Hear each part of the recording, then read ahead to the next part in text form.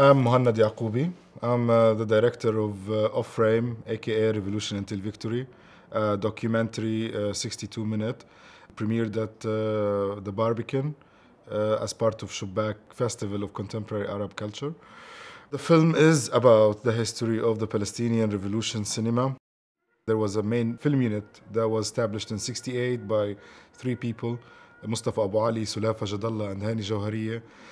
That moment, there was no any intention to film production or image production within the Palestinian Revolution, but when these guys started working, they quickly been adopted by the revolution, and the unit became the filmic arm of the PLO, or the Palestinian Revolution Liberation Organization. I was trying to make a film about the Palestinian cinema. I ended up making a film about the Palestinian Revolution. And I couldn't run away of that because it's a cinema period that it's filming the revolution. Now, what makes Off-Frame as a film different, I'm looking at the revolution from the cinematic eye.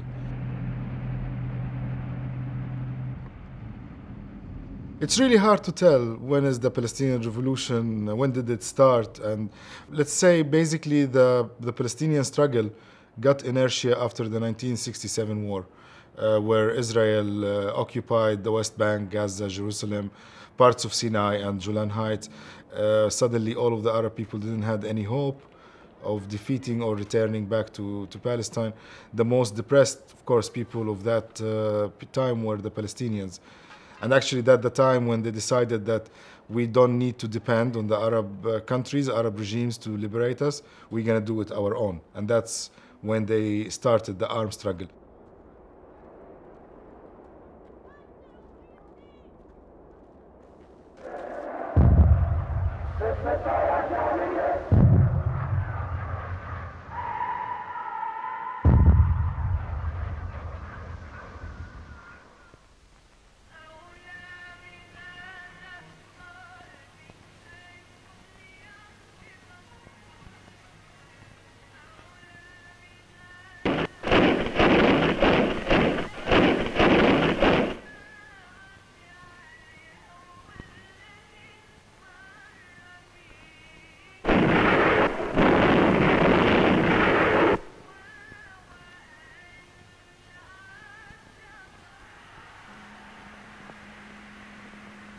Suddenly the Palestinian became under the light, and the work of the PFU, the Palestine Film Unit that was established by these three guys, became central. It becomes representing the image of these fighters, like the persons with the AK-47 and the kufiya on their face.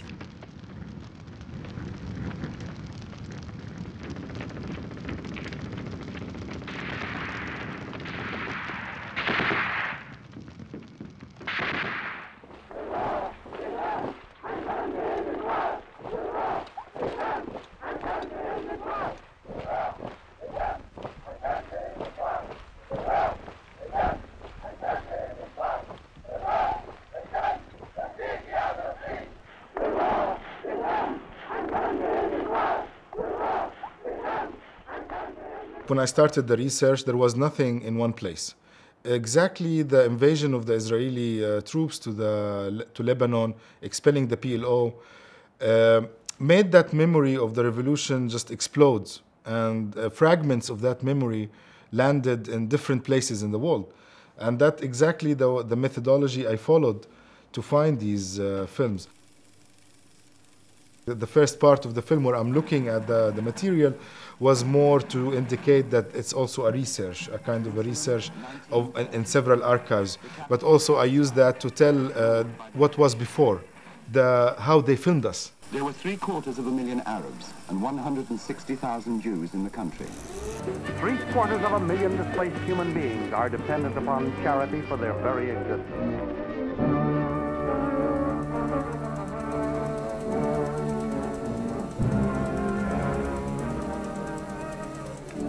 In these camps of misery lived the scores of thousands native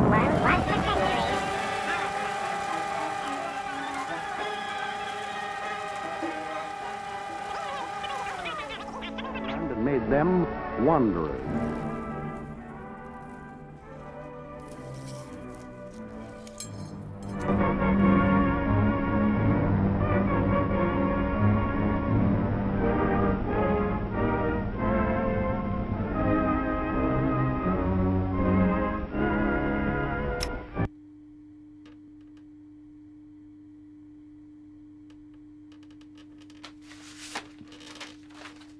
It's the archive of the British colonial archive, some of the Zionist archives that were about the Palestinians, to show that and to show that, okay, this is important, and that's part of the history, but the most important minute for me, it's when we start to write our own history, which is basically when we start to make our own films.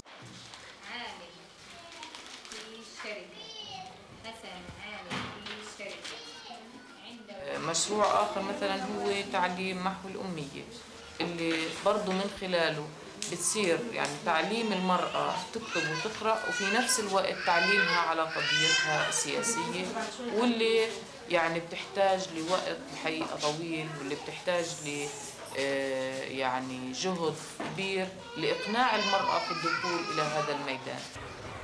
في أمريكا اللاتينية، كوبا هي في أمريكا اللاتينية، وبهذا الكتاب الماركسي وحرب العصابات ناس ماركسيين عندهم تجارب بحرب العصابات خاضوا ثورات، منها تشي جيفارا عم بيكتب عن التجربة الكوبية لأنه هو خاض التجربة الكوبية.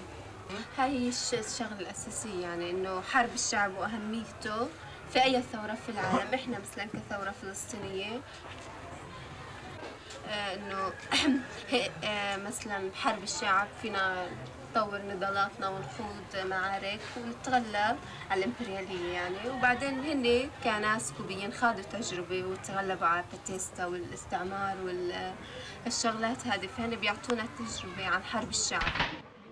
The Palestinian Revolution came in a late stage. I mean, it started to get the inertia beginning of 70s, which were like most were over. Like Vietnam was over, Cuba was already liberated, Algeria, Guinea-Bissau was still going on.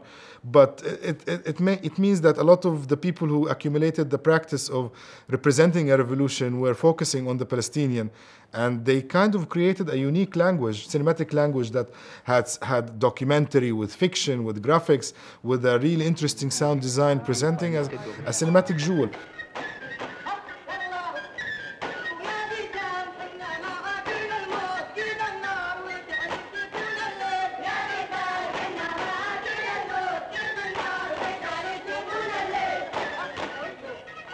This period of film production presented the will of the people to change. It represented the voice, the sound of the people, of their power, and the control of their own image. It's not someone that they were filming them. It's them that were doing the mise-en-scène. They were standing in front of the camera. They were editing their material, making sure that they are sending out their own image.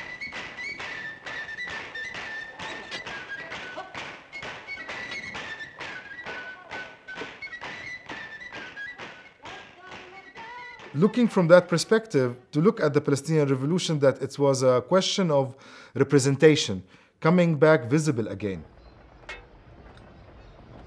I suddenly discovered that it's not only a political history, it's a history of invisibility. I like to quote a lot Ilyas Sambar. He's a poet and a writer based in Paris, a Palestinian. And he says 1948, it's not occupation, it's disappearance. You suddenly disappeared from the registry, the world registry. The news stopped talking about you, the headlines stopped saying Palestinians, they're saying the Arabs or Arab refugees or the people of the Arab who used to live in Palestine. Suddenly there is no any like birth registry, death registry, everything, every kind of structure disappeared. And politically, of course, we disappeared. And for someone who's disappeared, camera would be their weapon.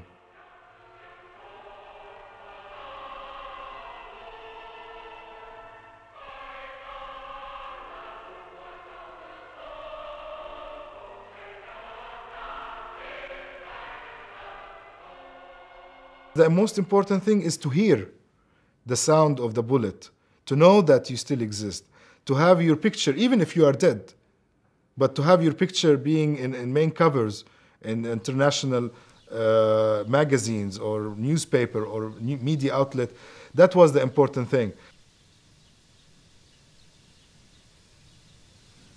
We did a very important thing. We create a new people, and instead of being refugees, to be fighters. This is very important. We were refugees, homeless. We became now fighters, freedom fighters.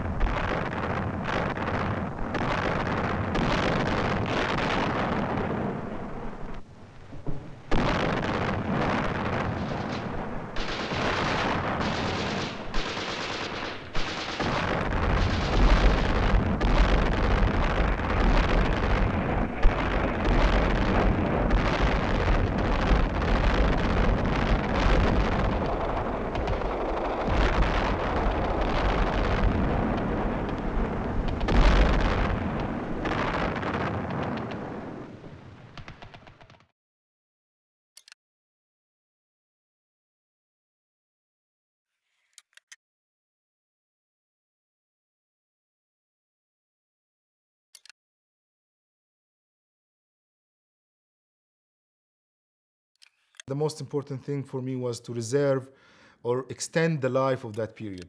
There was a certain importance, a very specific importance to look for this material and to scan it, save it, make sure that it, at least if we don't put it in one archive, that someone knows where these films are.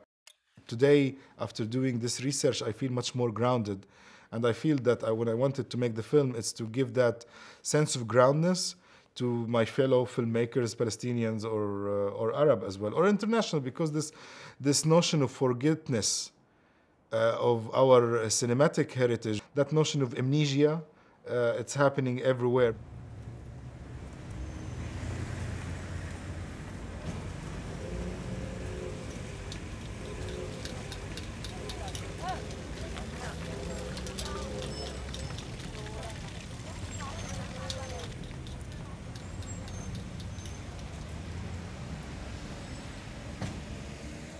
I'm not doing this film because of nostalgic feeling and to be this romantic approach of like, yeah, we had a revolution or wear a kufiya. No, we need a critical way of thinking at things, and we have the right to deal with it.